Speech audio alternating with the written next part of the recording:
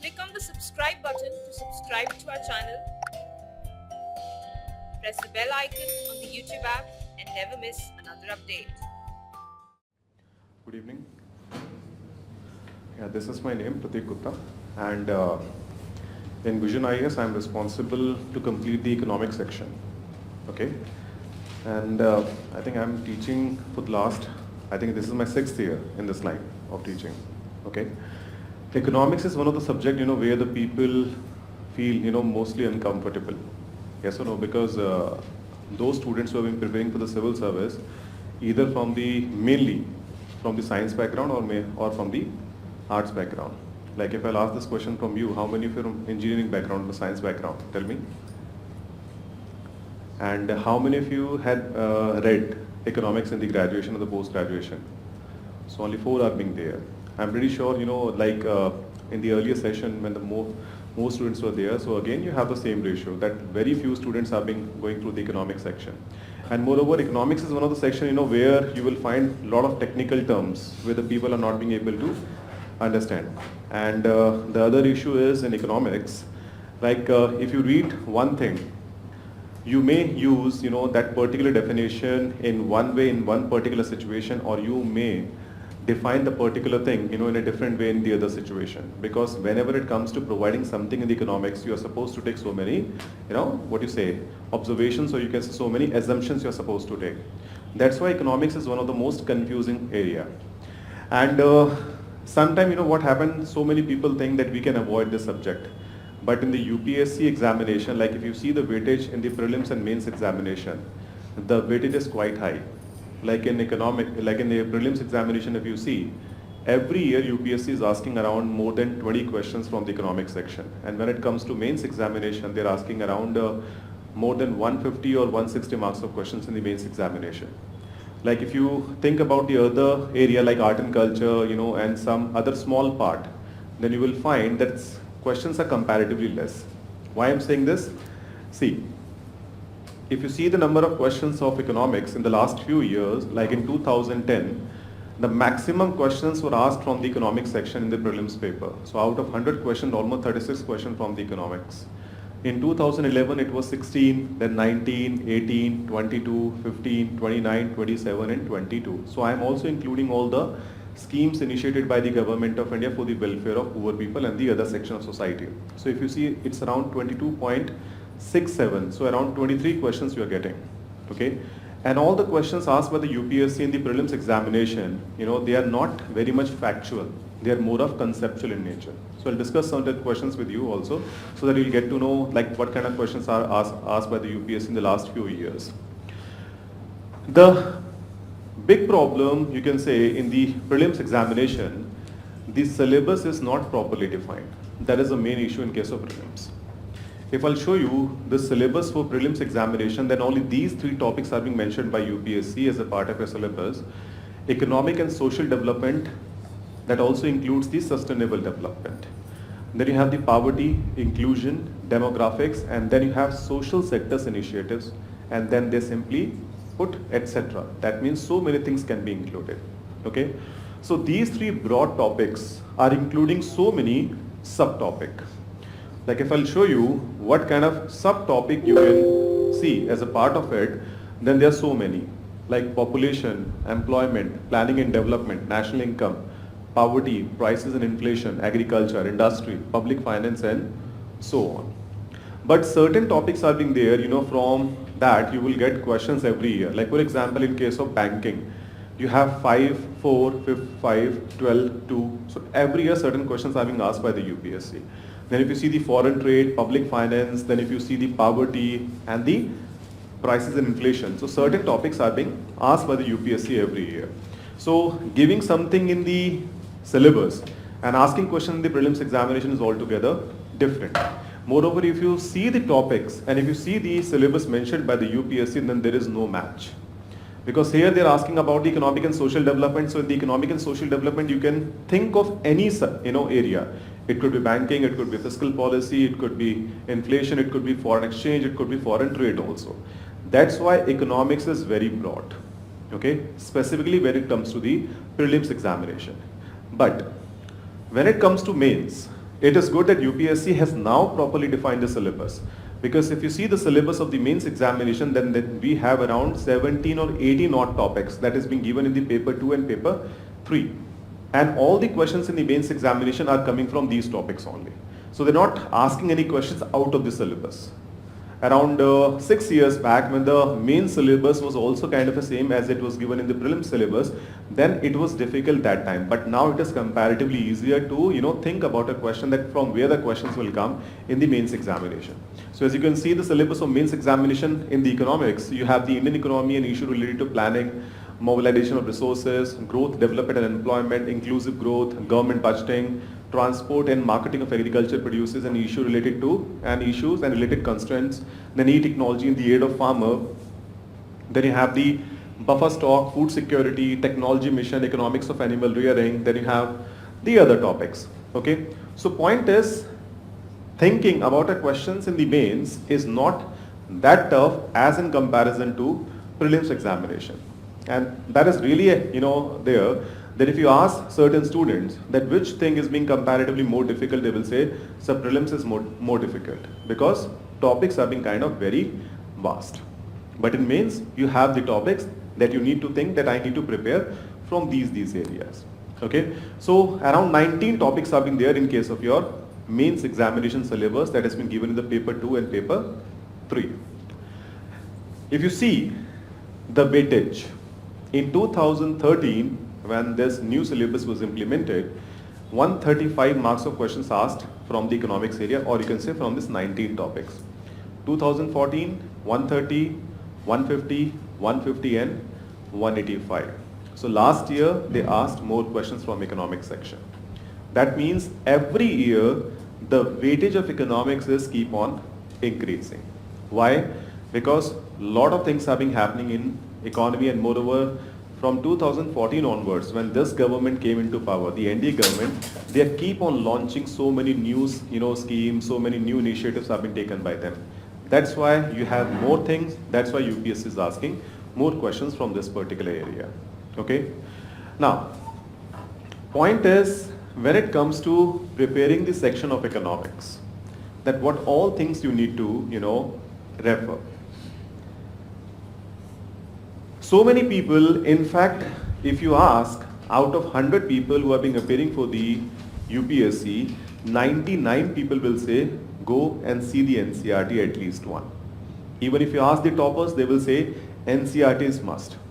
But knowing this thing, that what all things we need to go through the NCERT is kind of very important. There is no need to go through the NCERT, the 6th, 7th, 8th or all the NCERTs. You need to see the syllabus, you need to see the question of the last year prelims as well as mains, and then you need to decide what all chapters I need to go through when it comes to the NCERTs. So only these 4 NCERTs you are supposed to see, or you need to go through when it comes to the civil service examination. Like the 9th standard, the name of the book is this. You need to refer the chapter number 1, 2, 3 and last chapter, then that is being known as food security. Then you have the 10th standard book, name is Understanding Economic Development. Under that you have to refer the chapter number 1, 2, 3, 4 and last chapter called Consumer Right. In the 11th, you can refer the entire book. It's a very basic and general book.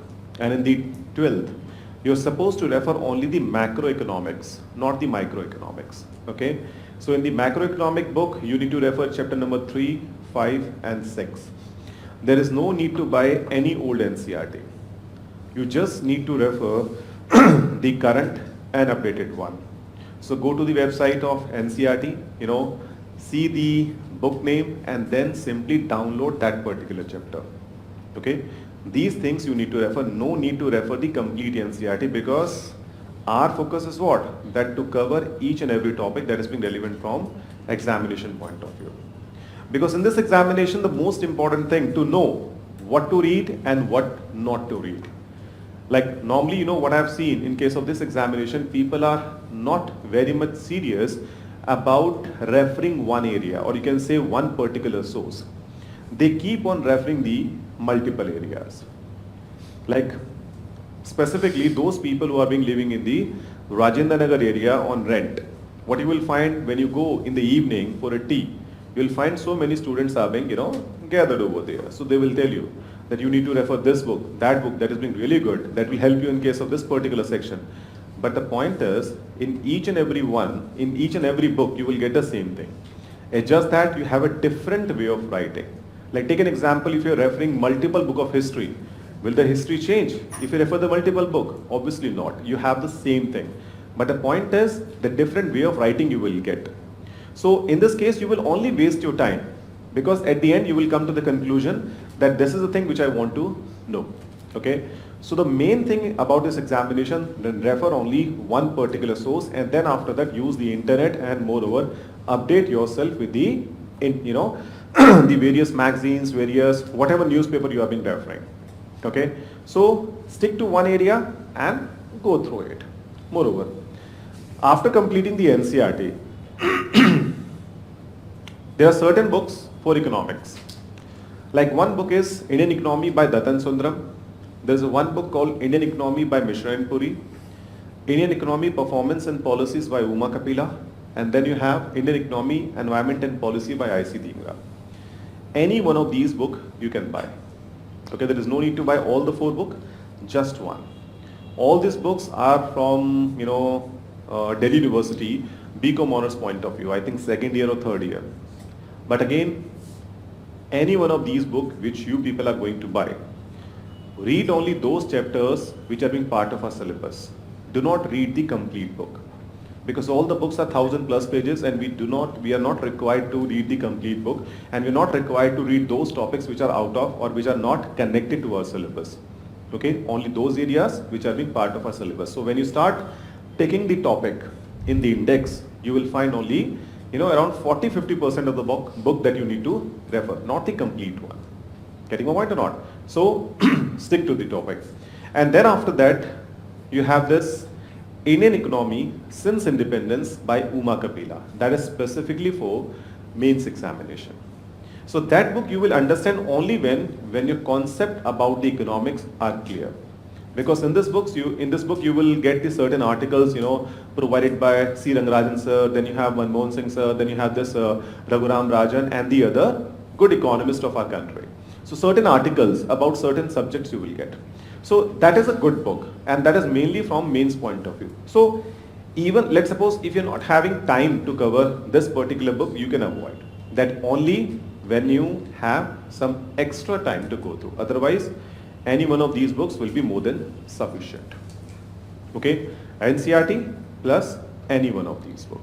That I'm telling you when you people are not joining any coaching.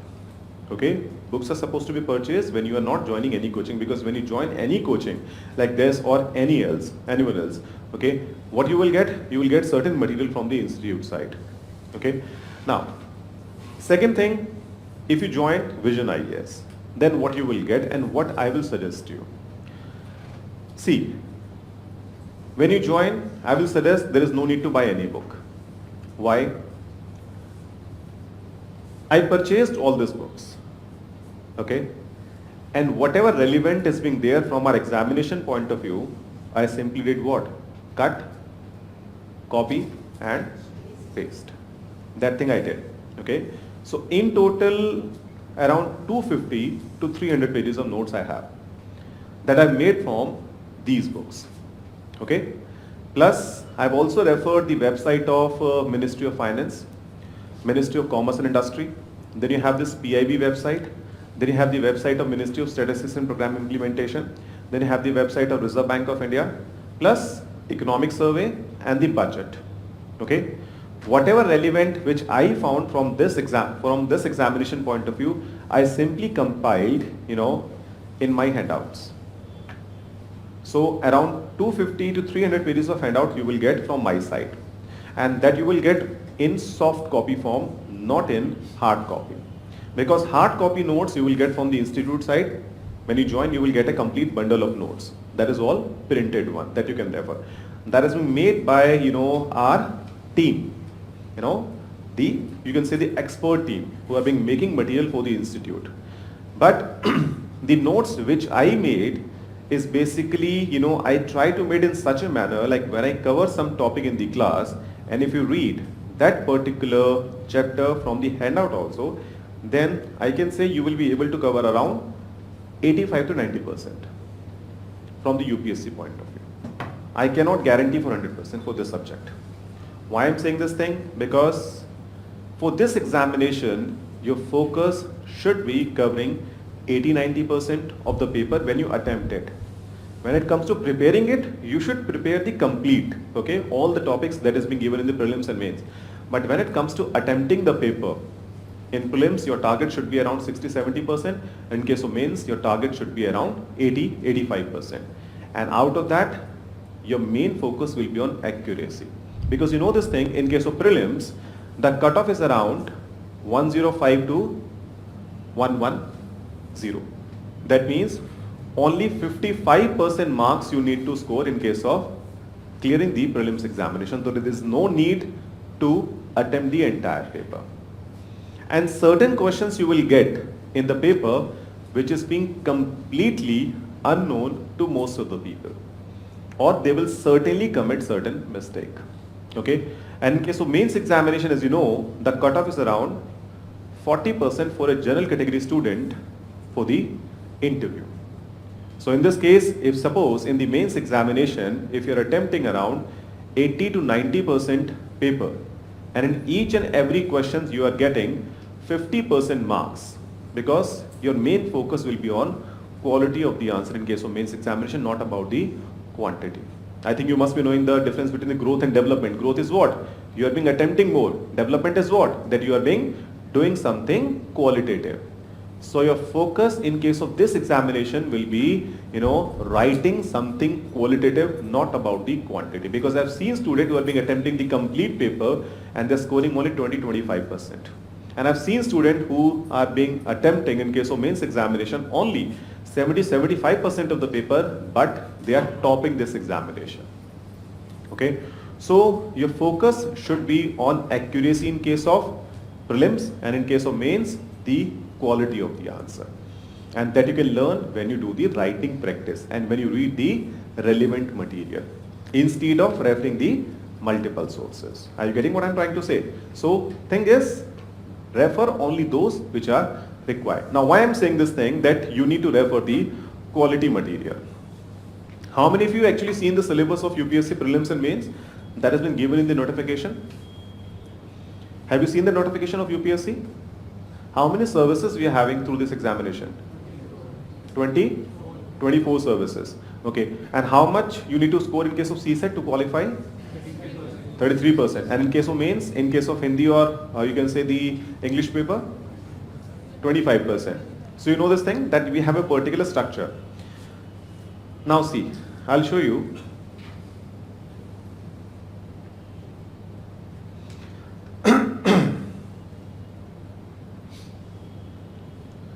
Like UPSC syllabus, if you see, in case of mains examination, is broadly divided into 13 areas. So this syllabus which I have designed, not from paper 1, paper 2, paper 3 and paper 4 point of view. I simply divided as per the topics. So if you broadly see, we have first topic of Indian heritage and culture. The second topic will be history of world and society. Then third topic will be geography of the world, which you just covered. Then you have fourth, constitution.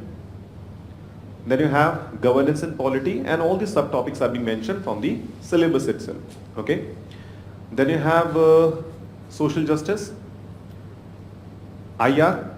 Then you have economics. There's economic development.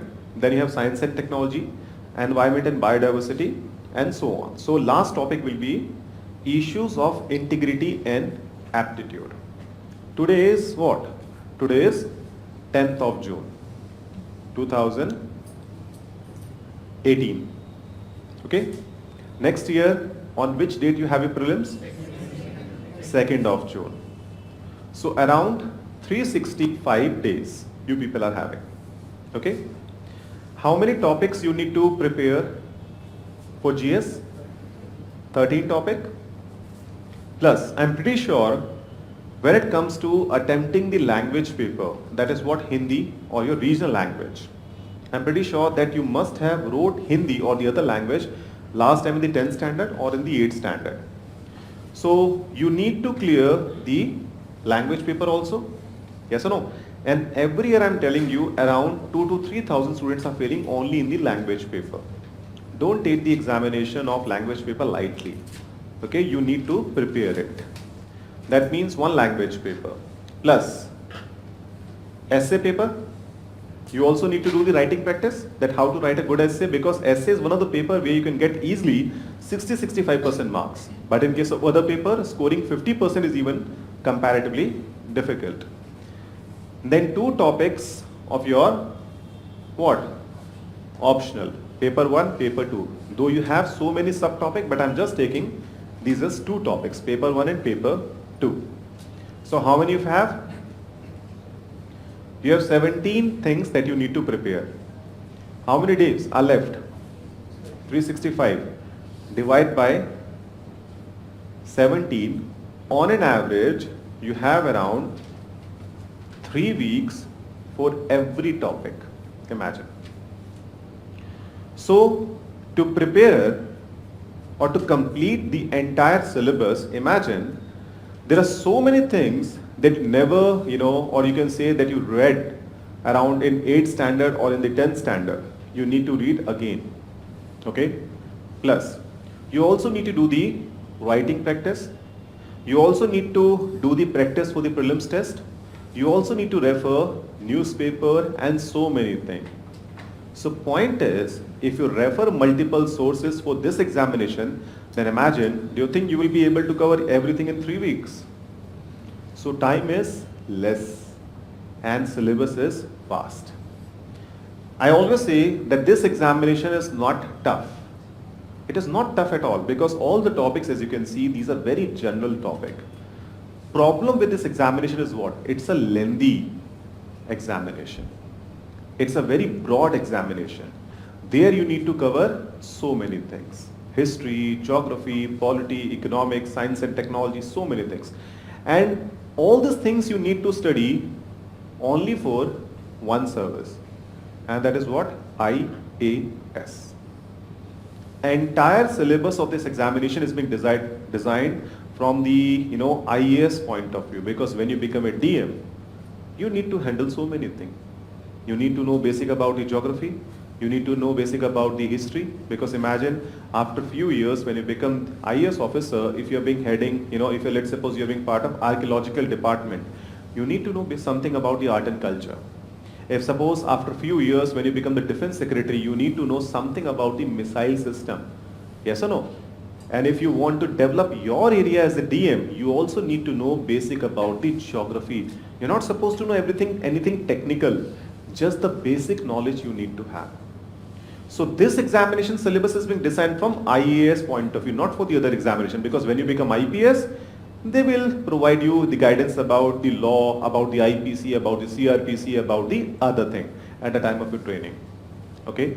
In case of IRS, like if you become the income tax commissioner, if you take the income tax services, then they will teach you Income Tax Act 1961. When you will be part of, let's suppose, the customer excise, they will teach you about the GST system.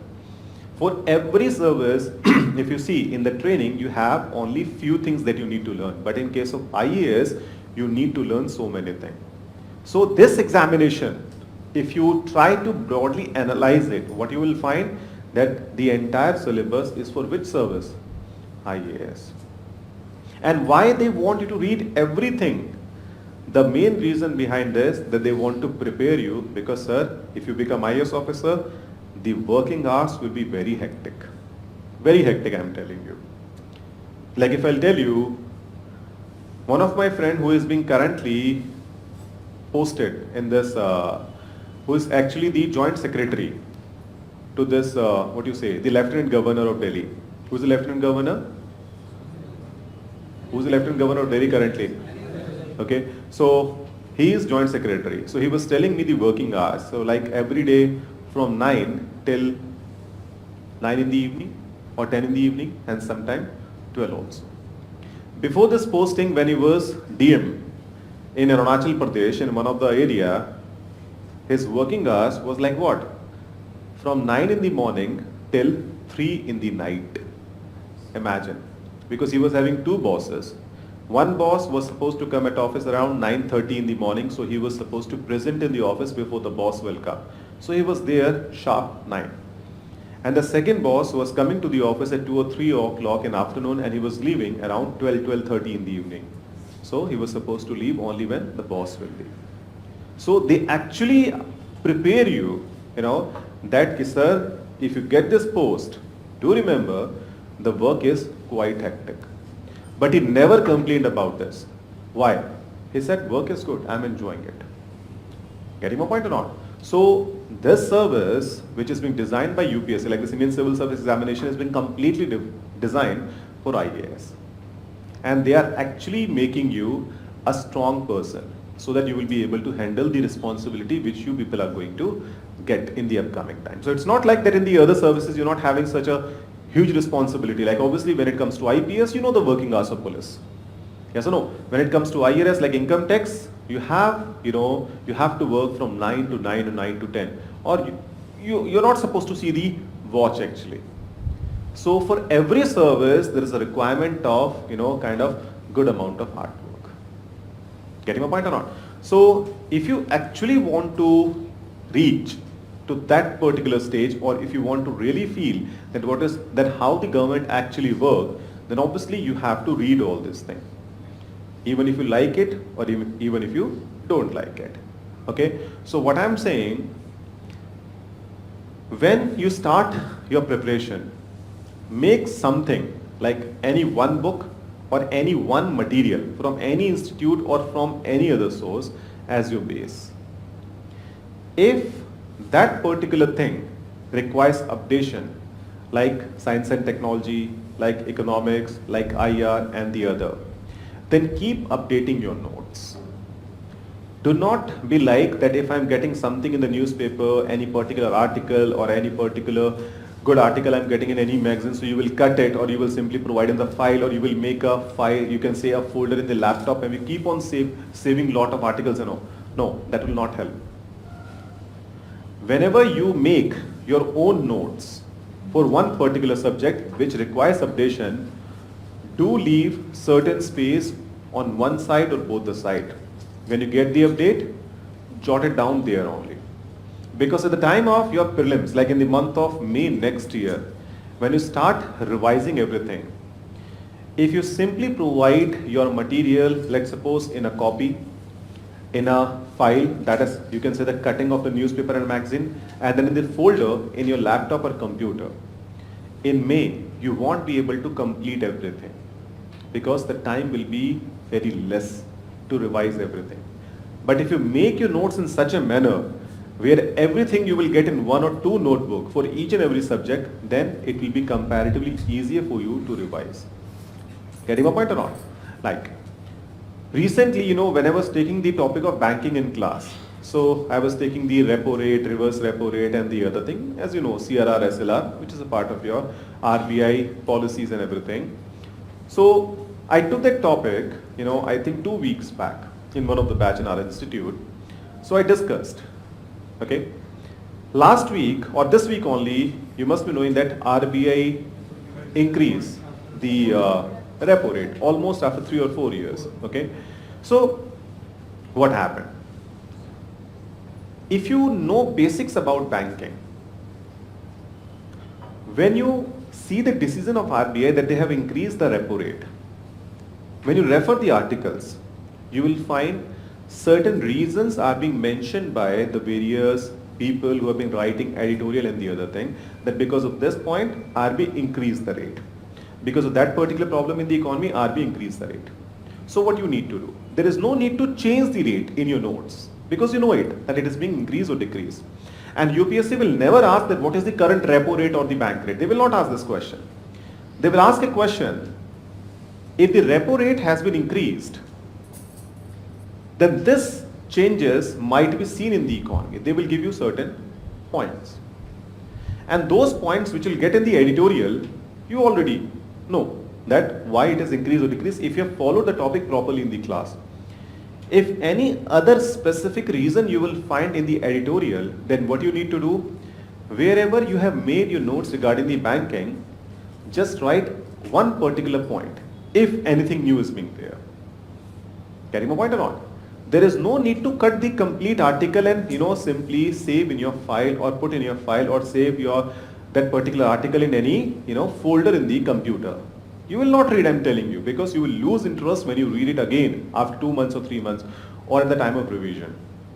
But one particular point which is being extra provided by somebody or something extra which is being said by RBI that because of this particular reason we are increasing or decreasing the rate, if you have jotted down there, then when you read this particular point, you will be able to recall that yes, this particular point was given there. Getting my point or not? So make your notes in such a manner, and that this syllabus will help you. Why? In Hindu, every day you are being getting several articles. Okay? If you people are having these topics which requires updation in your mind all the time, so as soon as you will have the Hindu early morning in your hand, and you have so many editorials over there, so you can simply think, yeah, this particular article provided by the newspaper today is not part of my syllabus. I supposed to leave it. I can guarantee this, every day I think you are getting around 7 or 8 articles in the Hindi newspaper. I think 3 on this side and I think 3 or 4 this side. Okay, out of 7 or 8 articles, not more than 2 every day are being required from our examination point of view. But I've seen students, they are basically coloring the entire newspaper every day. आपने भी देखा होगा कितना घंटा लगाते हैं newspaper पे, 2 घंटे 1.5 घंटा तो लगाते होंगे. But seriously, not more than 45 minutes are required. How? See, when you read a news means what? Something new is being there, you are reading from the newspaper, and that work is being done by so many magazine and so many institute for you. आप देखिए जैसे every month we people in the vision IAS are providing you current affair notes, जिसमें आपके हर topic के जो चीज़ें newspaper में आई होती है, 3-4 newspaper like Indian Express, Hindu and the other, which ever is being followed by the student and we think are being relevant from the examination point of view, we are providing you. In those news, you're not supposed to analyze anything because it's just a news. What you need to analyze? Editorial. Why people are being reading the editorial? To develop their thinking. Because in mains examination, they're asking conceptual question, analytical question. Like if you see the questions of mains examination, at the end of every question you will find, do you agree? Give your own opinion, substantiate, critically examine. This kind of statements you will get. That means you need to provide your opinion about each and everything when it comes to the mains examination. So in the editorial, when you're reading, you're supposed to think that what this particular writer is telling me or what they're trying to provide me, so that you will be able to build your thinking, your opinion about one particular thing. So, how you can reduce your time when it comes to reading the newspaper? That I'm telling you, चाहे आप follow करें ना करें वो आपकी मर्जी है. I'm just telling you that how you can do the proper time management for this examination preparation. Leave the news. Okay? Just go through it fastly. Give 15-20 minutes to see what actually happened yesterday. And there is no need to see any political news.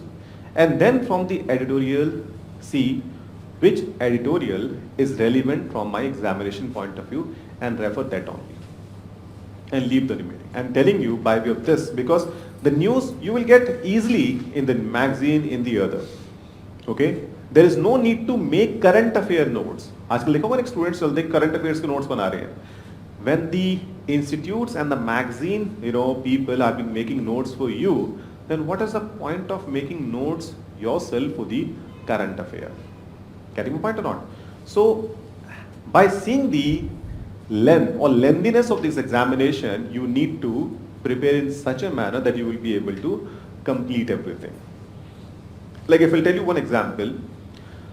Last year, one of my students in this institute who got, I think, 11th or 12th rank, and he cleared the examination in the second attempt. Okay, and he is currently part of Indian Foreign Services. So his preferences was IFS and then IAS. So he was to have IFS, Foreign Services.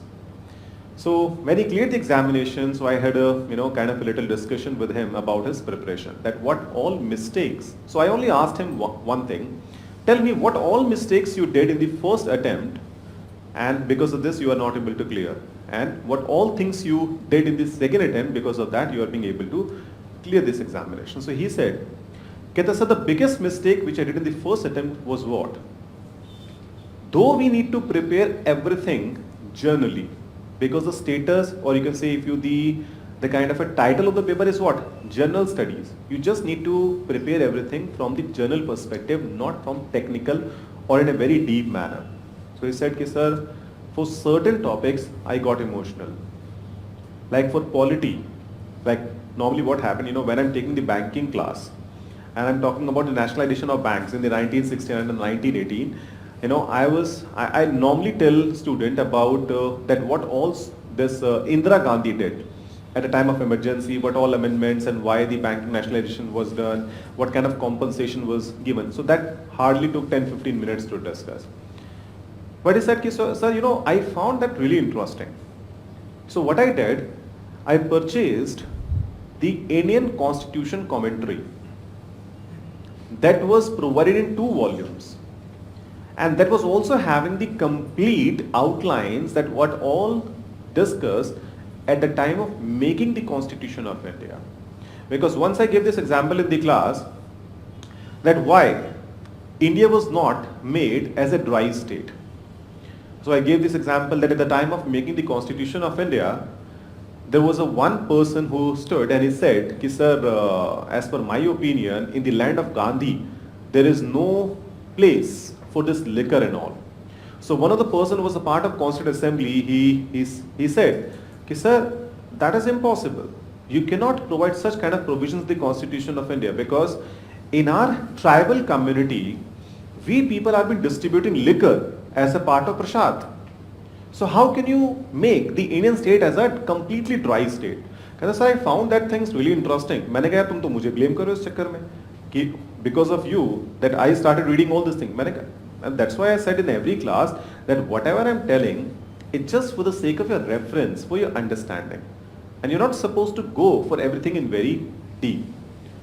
So said, sir, only because of reading those things which are not required from the examination point of view, I wasted a lot of time. And though I cleared the prelims in the first attempt, but in the mains examination, when it comes to attending the paper, I was short of, content. So because of this, I was not able to complete the paper and I failed. But in the second attempt, what I did, for each and every topic that was mentioned in the mains examination, I prepared some brief notes. So in the mains examination, if any question was asked from any topic, so I was having something to write. Getting my point or not? So point is, don't get emotional about certain things about this examination. If you think that this is the thing which I need to prepare only at this level, and how you will be able to judge this? By seeing the last year paper or the papers level. So if I'll show you,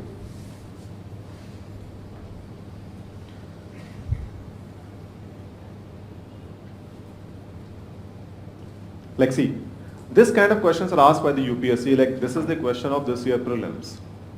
Questions are conceptual. There is no, you can say, the facts are being asked by the UPSC. Like, though this question has been kind of a broad question, and UPSC this year specifically asked very lengthy questions.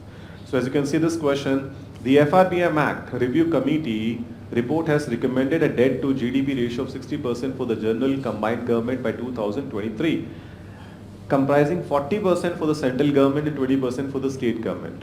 The central government has domestic liability of 21% of GDP as compared to that of 49% of GDP that of state government. And then you have, as per the Constitution of India, it is mandatory for a state to take the central government's consent for raising any loan if the former owes any outstanding liability to the later. Okay, so point is, like one of the student was saying this thing when he attended the paper. He said, sir, if you remember, in one of your class, you gave a reference about Article 293 of the Constitution of India. Like what happened when I'm discussing the GST in the class, I'm not supposed to discuss the articles because articles are a part of your polity. Okay, so I only gave the reference that in Article 293, that particular thing is being mentioned. Only one point which I said. Okay. And in case of a polity classes, your polity sir will try to explain you polity. He will not discuss each and every article specifically. He will explain you that this is the meaning, that is a particular explanation of that particular article. Okay. So I only mentioned about Article 293 and he said, ki, sir, it's just that I referred that. When you mentioned, I referred. And this line, if you see the Article 293, it has been clearly given over there. And the remaining two things are being part of your NK Singh committee report. So point is, in the prelims examination, they've been asking questions which are actually in the news and moreover those which are being conceptual in nature. And this year I'm telling you the question paper was comparatively very tough in comparison to last year paper. So anyone who know the answer of this question? Logically, if you see, the FRBM review committee report has recommended a debt to GDP ratio of 60% for general government by 2023, comprising 40% for central government. That means what? The total loan taken by the government. So they are saying it should not be more than 40% for the central government and 20% for whom? For state government. But in the very next statement, if you see, the central government has domestic liability of 21% of GDP as compared to 49% of GDP that of state government. दोनों statement contradictory हैं. पहली statement में क्या बोल रहे हैं? That the central government should have more liability and state should have less. That means they've been asking to reduce the liabilities of the central and state government. और second statement में क्या बोल रहे हैं कि central का अभी 21 है और state का कितना है? यानी कि इनका घटा दो और इनका बढ़ा दो. That is actually not possible practically. So obviously, if you know basic and if you try to provide certain logic, you will be able to eliminate this second point, that the second one is wrong. Okay, and third one is perfectly correct statement. So answer is what? 1 and 3. So questions are tricky as well as conceptual. Okay, if you see one more question, this one, a very good question asked by the UPSC regarding the Basel III norms provided by BIS. Capital adequacy ratio is the amount that banks have to maintain in the form of their own funds to offset any loss that banks incur if any account holders fail to repay dues. That means unless until you're not having the proper understanding about the capital adequacy ratio, you will not be able to judge about the statement whether the statement is correct or not correct. A good understanding is required. Only formula will not help you. And in my class, normally and why this question asked by the UPSC about the capital adequacy ratio? Because for the last 2 years in the economic survey, capital adequacy ratio is being mentioned by the government. That's why this question was asked. So if you have your concept clear, then you will be able to mark this question. Otherwise, you will simply leave this question.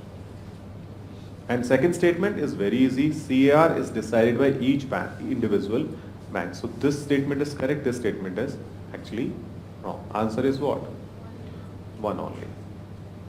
And more tricky question asked by the UPSC this year, if you see, this one. If a commodity is provided free to the public by government, then the opportunity cost is 0, the opportunity cost is ignored, the opportunity cost is transferred from the consumers of the product to the tax-paying public, and the opportunity cost is transferred from the consumer of the product to the government. Do you know what is the meaning of opportunity cost? Opportunity cost means, like, suppose if I am standing here, so what is the second best alternative for which I can utilize my time? I can go to the restaurant and have something. Yes or no? Because I'm hungry right now. That is the second best alternative for me, if I'll think. So in this case, they're saying, if something is being provided free by government, then what is the right statement? What do you think? What is the right statement? Answer is what? B, C, D, A. इन चारों में से एक ही होगा, obviously. Leave it. For the timing, leave it. Do you want me to tell you the answer? Answer is actually D. That is the right answer. Because if you read the definition of opportunity cost and if you try to analyze these four statements, what you will find that this is the correct one. I might not be correct as per the thinking of UPSC. But if you go by the definition, then you will find out of these four, this is the best statement. That's what I'm saying, that people are saying that this is the answer, B or C. And certain people are being saying D. But if you think this definition, if you try to analyze, you'll find this is the right statement. Because if something is being given by government as a free, then who will bear the cost? It's the government who is going to bear the cost. Okay, so questions are tricky. They are conceptual in nature. Same if you see the questions of last year, again the questions were conceptual. Like in 2017, if you see the soil health card scheme, they asked the question. Then before that, they asked the question about the GST also in 2017. If you see the 16, then you have the questions about the import cover. Again, conceptual question. If you see the question of 16 again, they have the question about the neem coated urea. Okay, so questions are very much conceptual and that requires good understanding about each and every topic. So from main syllabus also, they are picking up the questions. Like subsidies is a part of a mains examination syllabus, but this question was asked by the UPSC in 16 prelims and that is a part of your mains, subsidies topic.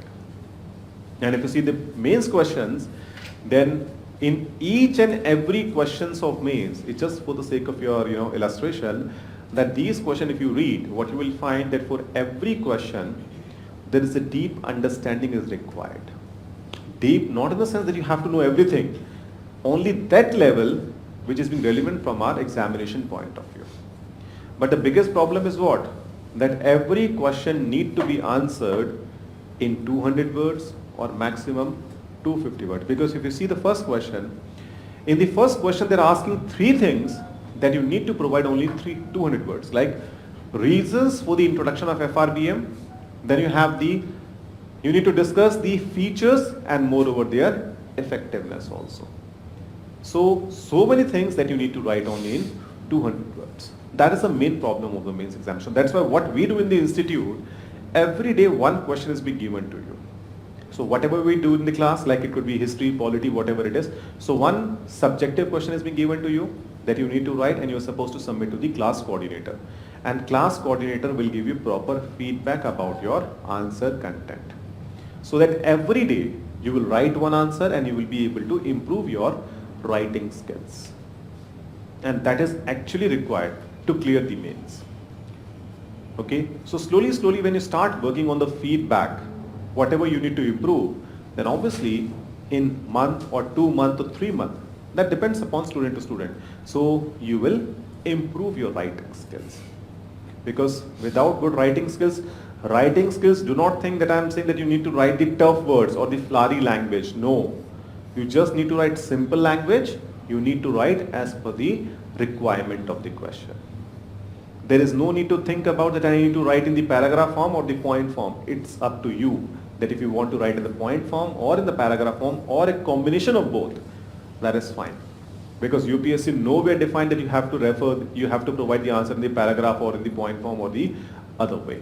It's up to you. Getting my point or not?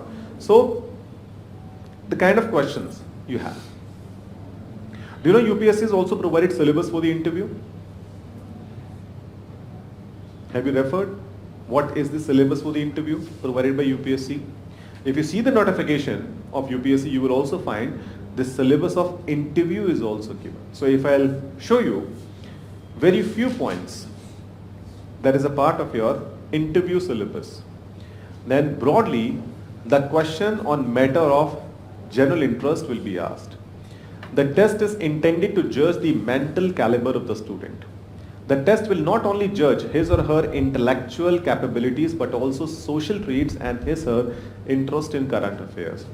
The technique of the interview is not that of strict cross-examination but of a natural, though directed and purposive conversation which is intended to reveal the mental qualities of a candidate. And an interview test is not intended to be a test either of a specialized or GK of the candidate which has already been tested through the written paper. So they have also mentioned your interview syllabus. So it's not like that you will think that UPS is asking anything. For everything they have mentioned in the where? In the notification. So do see the syllabus, do see the questions level, and then as per your thinking that these areas I need to cover first and these areas I need to cover later, you need to decide and start your preparation. And I'm telling you, paper is not tough. Paper is only lengthy. Okay? And give your best in the very first attempt. Because in the first attempt, the kind of enthusiasm you people will have, in the second attempt, it will reduce further, third, more further, fourth, even less. In the fifth or sixth, you have hardly any interest. You have been doing it because you have no other choice. Okay? So give your best. And moreover, if you appear for the interview at the age of 23, 24 or 25 in the first attempt, you have comparatively more chance to score more in the interview. So those who are being like in this class, if you are being 22 or 23, and if you appear next year for the interview, then I'm telling you, if you perform average in the interview, and one candidate who has already attempted, let's suppose 3 or 4 attempts and is being appearing for the interview in the 4th attempt, if you perform average, you will still get 60-65% mark. But a candidate who is being appearing at the age of 28, 29 or 30 years, that person need to prove that I'm actually good. Then you will get good marks. So even as a young candidate, even if you commit certain mistakes, they will ignore it. But as an experienced candidate, if you commit certain mistake, they will not ignore it. Okay? So give your best in the first attempt. Don't think that third, fourth में करूँगा clear. पंचवर्षीय योजना मत बनाइएगा. Okay? Do not make it a 5-year plan. Try to complete it in just the first attempt. और जो मजा आपको first attempt में clear करने का आएगा, वो second में और कम आएगा, third में और कम, fourth में और, 5वें में तो कहें भगवान बचा लिया तूने, कुछ तो मिल गया मुझे. Then you will have such kind of attitude. Okay? So prepare properly and make your own strategy. Do not go by the strategy of any other candidate because everyone is having a different way of thinking. Okay? You cannot follow the other exactly. If suppose I am saying follow me, obviously you will follow me, but you will not be able to put the same, you will not be able to put your steps on the same, place where I put in my steps because it is impossible. So in the same manner, whatever is being provided by the toppers or you can say by the faculties or the other, listen to them. Okay? And then make your own strategy. Okay? Now you can ask your questions, whatever you want to ask. Any doubts, any problems you have about this examination process, you can ask me. Hmm. Take any one. Exactly. So, but is it the thing that in 4 books, will get in any of the book will get also content, or we have to refer one? You have to let's see. All the 4 books, as I said, are for Delhi University BCom honors point of view. So topics more or less will be same. Okay, it just had a different way of writing it. So any one book will be kind of sufficient. So Sanjeev Verma book, if you want to refer, it's for mainly mains point of view. And if you want to buy, then buy the latest edition which is being available on Amazon. Because in market it is not available. Because Sanjeev Verma book is actually being updated by me only. So the current edition of the Sanjeev Verma book is actually being completely revised. Or I actually designed from my perspective. So that you can refer. But that book you will be able to understand when you have the basic knowledge about economics. Otherwise, it will be difficult. It will be difficult for you to understand if you don't have the economics background.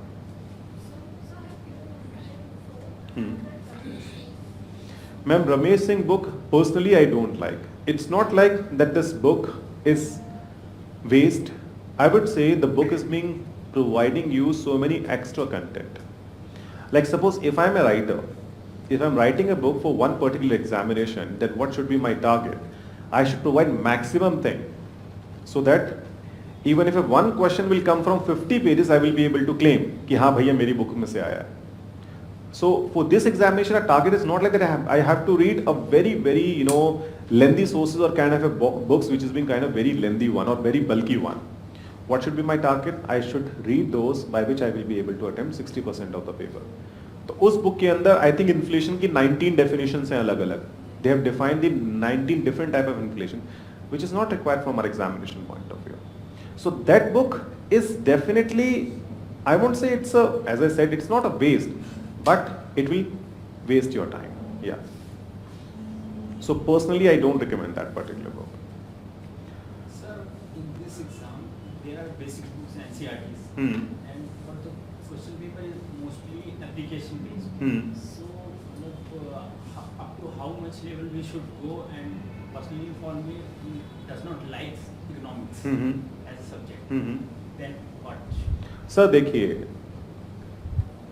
as I said, to judge that till what level I need to go and prepare, for this you need to actually analyze the papers.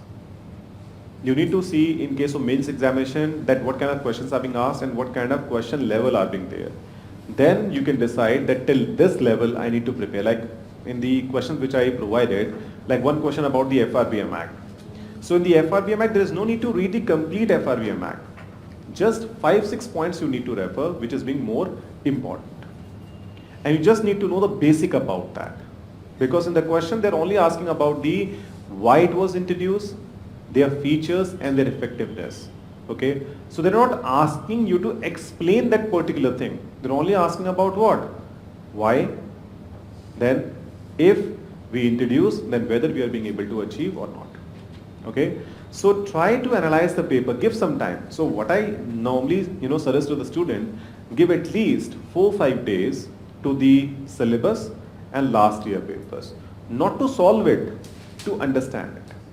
Sir कभी जब आप tour पे जाते हैं तो कहीं पे भी जब आप सोचते हैं जाने की तो प्लानिंग करते हैं ना प्रॉपर कि ये रूट लूंगा, यहाँ पे रुकूंगा, इतना खर्चा करूंगा, ये सब करूंगा, और फिर आप सब कुछ वहाँ की जो चीज़ें होती हैं उनको एनालाइज कर दे कि मुझे इन पॉइंट्स को कवर करना है.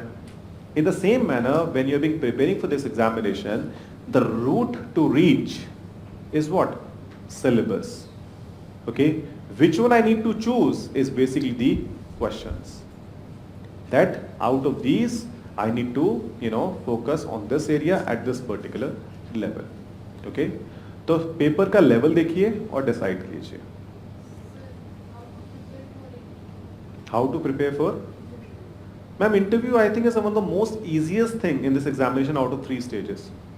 Prelims, mains and interview. Because in interview it's a simple thing. You're just supposed to answer question in front of 5 people. They will ask certain questions, you need to answer. What kind of creativity you think you need to have in interview? Creativity कैसी? जादू दिखाना तो आना नहीं चाहिए. कुछ नहीं है ऐसा. देखिए, मैं आप लोगों के सामने खड़ा हूं, आपके क्वेश्चंस आंसर कर रहा हूं, ठीक है? आता होगा तो बताऊंगा, नहीं आता होगा तो क्या कहूंगा? बाद में पूछ लेना, यही कहूंगा ना, इससे तो कुछ नहीं कहूंगा. इंटरव्यू में क्या है, 5 लोग बैठे हैं आपके सामने, वो आपसे आपकी से क्वेश्चंस पूछ रहे हैं आपसे वो, and the question could be of 2 type. It could be factual, it could be opinion based. Okay? In the factual question, if they're asking certain facts, if you don't know, simply say, sir, sorry, I'm not able to recall. I don't know. But if an opinion based question is being there, you're not supposed to ignore that. You're not supposed to say, sir, I don't have any opinion regarding that. You need to explain as you're thinking. And that thinking will be developed when you read the topics of your examination, like whatever topics have been given in the prelims and mains, when you read it, slowly you will start building your thinking over it. Okay अब जैसे मान लीजिए मैं आपसे एक question put up करता हूं in the prelims examination that women empowerment can be done I will give you 4 points you will be able to mark the answer. With the help of Sarv Shiksha Abhiyan, government is being trying to do the women empowerment, but they have failed. Give your own opinion. That is a part of your mains. Now in interview what I'll ask, what do you think? How will we be able to empower the women of India? Now if you have the knowledge about this thing, you can answer that question in the interview. Interview में आपसे कोई typical question नहीं पूछते, बहुत simple questions पूछते हैं.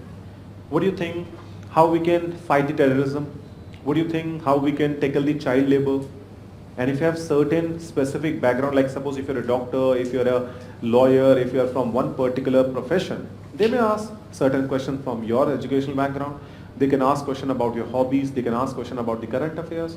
Simple. So factual questions you can afford to say no, but in case of a opinion based question you're not supposed to say no.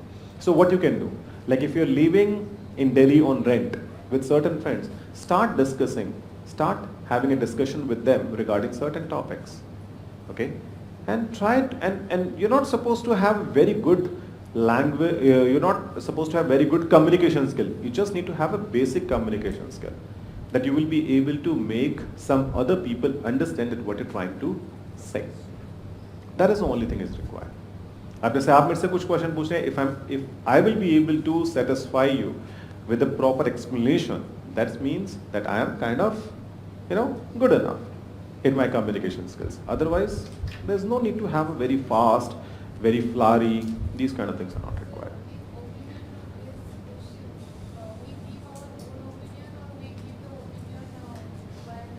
Ma'am interview में personality किसकी जज हो रही है, तो किसकी ओपिनियन चाहेंगे, तो किसकी देंगे, अपनी ओपिनियन ही देंगे ना, बस और क्या चाहिए.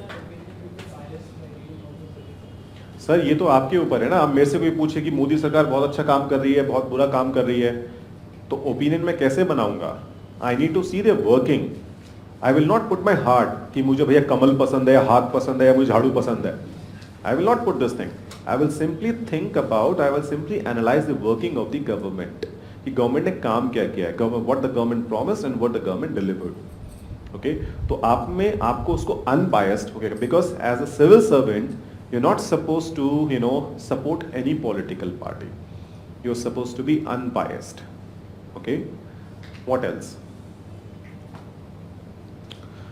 Anything you want to ask about this examination, you can ask. And moreover, this slides and moreover this this syllabus which I have provided you, okay, मैं आपको mail कर दूंगा. You just need to email me. I'll give you the email address of mine, okay, you can email me and then after that I will send it to you. Yes sir, just one book, एक book लीजिए और उसमें topic mark कीजिए जो syllabus में उनको पढ़िए. Remaining thing you can ignore and make yourself updated with the newspaper or the magazine or whatever you're following. Do not follow the multiple magazine. Like in market you have this Pratyogita Darpan, Civil Service Chronicle, Yojana, Kurukshetra, line lagi हुई magazines की. Just refer one newspaper. It could be Hindu or it could be Indian Express. And then after that refer only one magazine, which I actually personally like.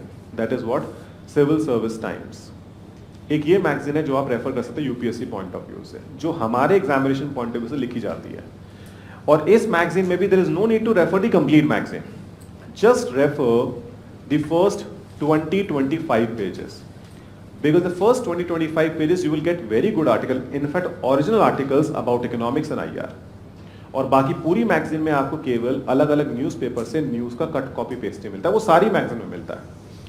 Okay, so just this magazine and your newspaper and just focus on the topics given in the syllabus, nothing extra. इतना भी करेंगे बहुत है, but लोग इतना भी तो नहीं करते हैं, प्रॉब्लम ये. Yes ma'am. Ma'am economics syllabus के लिए like what you have done, BA honours, BCom honours, so you have done BCom honours, so I think from Delhi university. देखिए for BCom honours I will suggest you go for the commerce option institute of economics, because in economics you have to refer economics Like paper 2 will be easy, but in paper 1 you have to refer micro, international economics and the other thing, which is comparatively tough. Okay? But if you still want to refer, but if you still want to have, just email me, I will send you the books that you need to refer from the economics option. सिर्फ वो book refer कीजिएगा और उसके अलावा requirement. So that is my email address, pratikJEE2001 So you can email me on this. I will give you the slides plus syllabus, and as you're saying that you need the book list, I'll send it to you. Any other thing you want to ask about this examination? So if you're preparing, बोलिए बोलिए.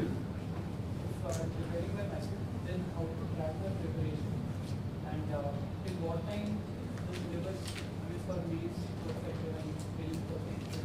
So there is no perfect timeline, but what I suggest, try to cover the GS mains syllabus and the optional by December or January maximum. And then after that, for the month of Feb, March, and then April and May, give 4 months completely for prelims. There is no need to prepare CSET, kind of on an extra note. What you need to do for CSET, buy certain papers from the market and solve it. Because you need to score only 33%. So you have the topics in front of you, keep on marking it as soon as you will complete it. So start those things early in which you feel that you are not good, okay, and take those topics in the last in which you are being comparatively more comfortable. What else? So in this exam, what is UPSC checking through the optional subject? Sorry? Why is there an optional subject included in this exam? Why? Sir, optional subject जो UPSC ने किया है, sir उससे क्या check करते हैं? क्या check करते हैं? GS के 4 पेपर सर टाइम पास के लिए ऑप्शनल तो यही बोलूंगा मैं, और कुछ नहीं है. तो इंक्लूड किया उसे. तभी तो लोग कहते हैं कि ऑप्शन हटाना चाहिए. देखिए, optional is just that UPSC wants that certain knowledge that we want to check that this particular student have, and normally UPSC want that you should have an optional from your educational background, but now people have been taking any optional. Okay, so in a way, if you think logically, there is no point of putting or providing optional paper in the UPSC examination. That's why people are being saying that in the next 2 years or 3 years you will not have the optional paper, because optional में बहुत ही arbitrary marks आते हैं. Like if I give you the example of one of a student, जिसका मैंने mock interview भी लिया था, जिसका भी clear हुआ, he got 255 rank this year. So he was telling me he is having geography optional. He said कि sir, in the first attempt in geography I scored 275 out of 500 in geography. कहता एक साल के अंदर ये तो होगा नहीं कि या तो मेरी ज्योग्राफी बहुत खराब हो जाएगी, या मैं बहुत गंदा लिखाऊंगा, या मैं कुछ उल्टा पुल्टा कराऊंगा. कहता sir, in the second attempt I got only 180 marks in optional. In third attempt I got 294. In fourth I got 185. कहता सर ऐसे ऐसे ग्राफ चल रहा है ऑप्शनल का. सो when you see such kind of a pattern in the examination, the score that you've been getting in the optional, that simply you can say that UPSC is being saying कि ठीक है इस साल इन optional वालों को ठीक है पास कर दो, अगले साल इन ऑप्शनल वालों को थोड़ा टाइट कर दो, या अगले साल उनको लिबरल कर दो. तो ऑप्शनल में मार्क्स को बहुत आर्बिट आते हैं, आप ये मान के चलिए. बट यस, 40% तो आ ही जाएंगे. It's not like that they will give you around 20-25%, but 40-45% you will easily get. But getting 60% or 65%, then every alternate year you will find that one subject is performing comparatively better. तो जब तक optional है उसको utilise कीजिए properly, because in optional it is easier to score 60%, but scoring 50% in GS is comparatively difficult. ठीक है science optional sir, कोई दिक्कत नहीं सर, ऑप्शनल कोई भी लीजिए, किसी में कोई भी दिक्कत नहीं है. कंसिस्टेंसी ऑफ मार्क्स होना चाहिए. सर फिर तो किसी ऐसे बंदे से पूछिए जो ऑप्शन आप लेना चाह रहे हैं ना, कि उसका क्या रिकॉर्ड रहा है, ढूंढिए उसे टॉर्च लेके, मिलेगा वो. ठीक है, सीरियसली अगर आप इस चक्कर में पड़ेंगे ना कि किस ऑप्शन में मार्क्स ज्यादा आएंगे किस में कम आएंगे, वो आप टाइम वेस्ट करेंगे. Take your optional from your science background, you will score good. 40-45% तो कहीं नहीं जाने अगर पेपर अच्छा लिख के देंगे, बट हाँ अगर उस साल UPSC is being targeting that optional that we should pass certain people, then you will score more. Okay, no optional is bad, I'm telling you. Every optional paper is good, it's just that you need to write properly.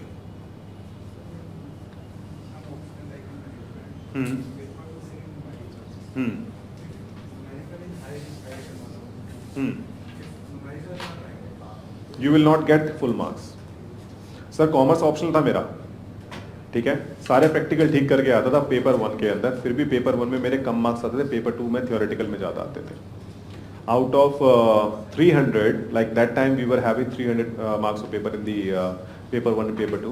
So out of 300 I was scoring 170, 180 every time in the commerce paper 1, but in paper 2 I was scoring 190, 195. Once I also scored 210 out of 300 in paper 2, which is completely theoretical, जिसमें आपका human resource management और international ये industrial relation आता है, पर उसमें ज़्यादा आते थे. और practically मैच करते थे घर आके कि ये बिल्कुल ठीक करके आया हूँ, पूरे मार्क्स आएंगे. तो ये तो मत मान के चलिए कि आपको पूरे से पूरे मार्क्स मिलेंगे अगर प्रैक्टिकल. मैथ्स में भी आप कभी देखिए किसी के 500 में से 500 आए हैं या 500 में 450 आए किसी के, सुना है that anyone scored that 450 out of 500? That is not possible. They will not give you complete marks. So I have the same question, like in management option, paper 1 is very easy. Paper 2 is like half of the paper. Section 1 is almost practical, like numerical part. So in what case, what should we do? Should we leave that option and take it another way, or? Ma'am, it's not that you're supposed to leave that option. If you have a good, preparation, if you have a good background, take it. They will give you 60-70%, but they will not give you 100%. That's what I'm saying. Wrong, then you will get step marking. Don't worry. नहीं zero नहीं मिलेगा, step marking होती है, ये तो पता है sir. हाँ, स्टेप मार्किंग होती है और पूरा सही होने पे 10 में से 10 तो नहीं मिलेंगे, 10 में से 8 दे देंगे, 7 दे देंगे. या having a subject which is having more practical question is comparatively safe taking the theoretical paper. Yes. Sometimes like we have subjects in operations management, so big case studies are given. So it takes a lot of time to read and understand. Ma'am कोई भी option लीजिए, हर किसी में time तो लगेगा. तो don't think there is a shortcut. Okay, you need to prepare. Even if you take public administration, which is having a very small syllabus, but still you need to prepare a lot for this subject also. Any other doubt you have? Okay, fine. So I think you have the last session regarding the history and art and culture. Okay, a ma'am is there who will take this session. So she is starting immediately after me. So you can email me on this pratikjwe2001, and I'll send you the syllabus as well as the slides. Okay, thank you very much and all the best.